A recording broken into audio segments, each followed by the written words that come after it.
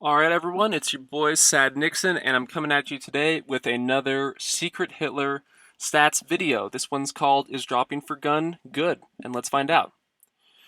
So, liberals in secrethitler.io are only allowed to discard liberal policies when they're dropping for power.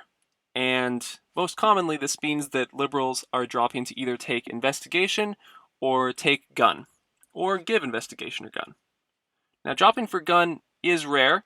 Only 0.6% of games, 77% out, or 77 out of 12,000 rather, include a drop for gun. So it doesn't happen that often. But when it does happen, is it good for liberal win rate? When should you drop for gun? And how good do you have to be to justify a drop for gun? I'm going to attempt to answer these questions with some stats. And let's get started. So far, this is what's happened. And these stats count both liberal presidents discarding B on RRB, which is called a take, and liberal chancellors playing red on RB, which is called a give. The most common game states to drop in for libs for gun are 3 blue 3 red, 2 blue 3 red, 1 blue 3 red, and 0 blue 3 red, with all other game states constituting a pretty small 7.7% of drops. The most common game state to drop in is 3 blue 3 red with 33.8%.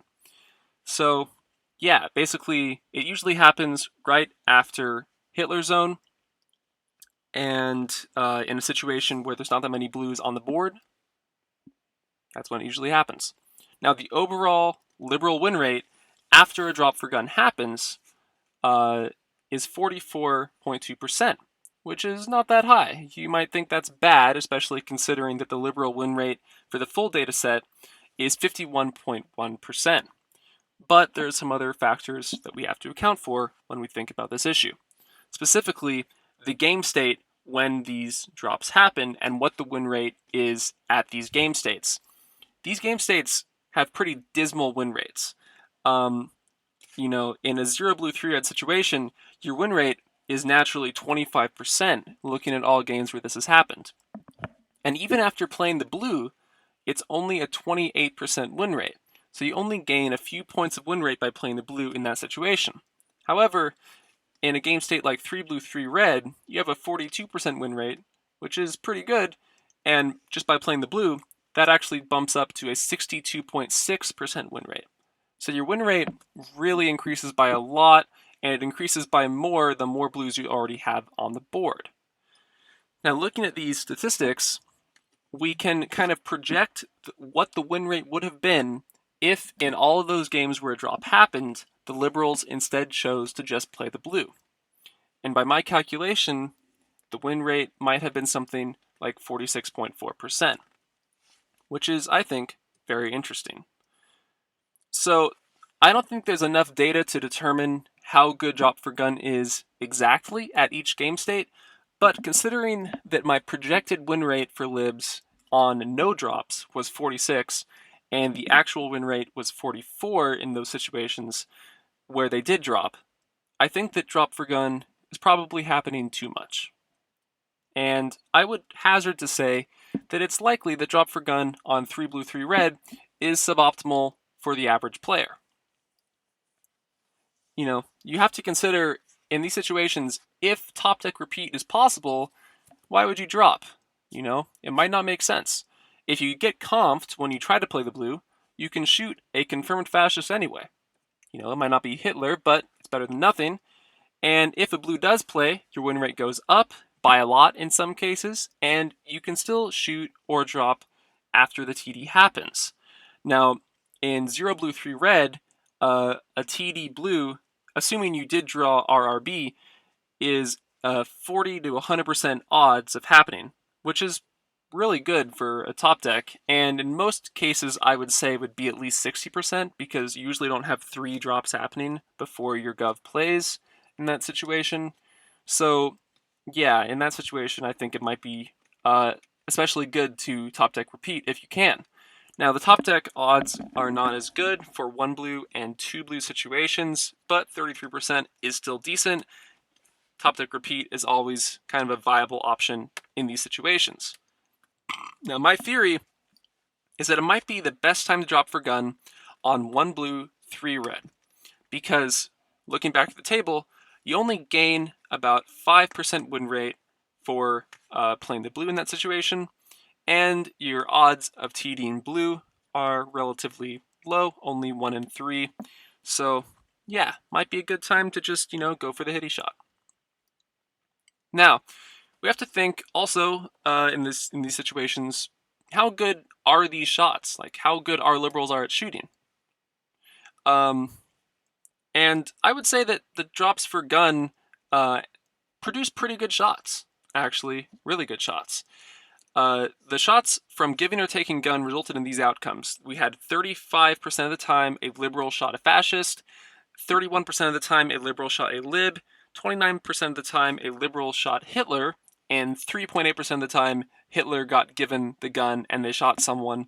It doesn't really matter who, because in those games, the fascists always won. So this is effectively a 67% shot accuracy for libs, but even though in all liberal shots they have about a 68.9% shot accuracy, which is a little better, in these shots that happen from a take or a give, 46% of the time, if they shot a fascist, they shot Hitler. Whereas the same is not true for all shots. In all shots, only 27% of shots where a fascist is shot are Hitler. So, yeah, they basically aren't any more good at finding a fascist in these situations, but they are definitely better at finding Hitler specifically, which, makes sense. That's what they're going for. So, however they're doing that, it's working, I would say. Now, based on this 46% chance of shooting Hitler on an accurate shot, and the liberal win rate for playing blues in these various game states, I've tried to create a bit of a rule of thumb for when you can safely shoot based on your personal shot accuracy. Because, for example, if it is a 0 blue, 3 red game state, and you have more than a 63% shot accuracy, then based on that 46% number, your odds of shooting Hitler there are more than your liberal win rate as projected if you play the blue. So statistically, although it's a high variance play, you might want to go for it. Now on 1 blue 3 red, it becomes a bit more of a high ceiling. You have to have at least a 73% shot accuracy in order for the odds of shooting Hitler to outweigh the odds of, just playing the blue, but you can still do it. And on 2 blue 3 red, you really have to have a pretty high 93% shot accuracy for this to be justified. And, because it's over 100%, I would say that no one should be shooting on 3 red, 3 blue. Now, this doesn't take into account the win rate that you do get when you shoot a reg fash, which is, pretty low by my estimate, only 37%. I'm not sure how that win rate changes for the different game states. And honestly, I'm also not sure if the 46% number is valid for all game states, and I'm not sure if that number would scale up if you were to be dropping more in these situations. It's possible that liberals are selectively choosing when to drop in situations where they have a good read on Hitler, and if you tried to do it more, you would find yourself trying to shoot in situations where you don't have as good of a read on Hitler. That is possible. So yeah, the assumptions made here are not 100% valid, but I do think it's interesting to kind of think about. Now, sometimes there are confirmed fascists to shoot in these situations, and that would make it a lot easier for you to shoot, even if your personal shot accuracy is not great. Usually, though, confirmed fascists are not Hitler, and I would say that, if you have a confirmed fascist, you might actually want to hesitate before shooting them, just because your odds on shooting a reg fash in these situations we know are about 37%. That's not great, in my opinion. I think you could do better. I think you could play the blue in that situation. So, someone outs on Cuckoo, they're probably not Hitler, maybe not shoot them. Something to consider. But yeah. So, hopefully, y'all liked that video. If you have any questions, if you want me to run any stats for you, please leave a comment, or you can DM me on Discord. I'm Sad Nixon on the Secret Hitler Discord, of course. Should be easy to find.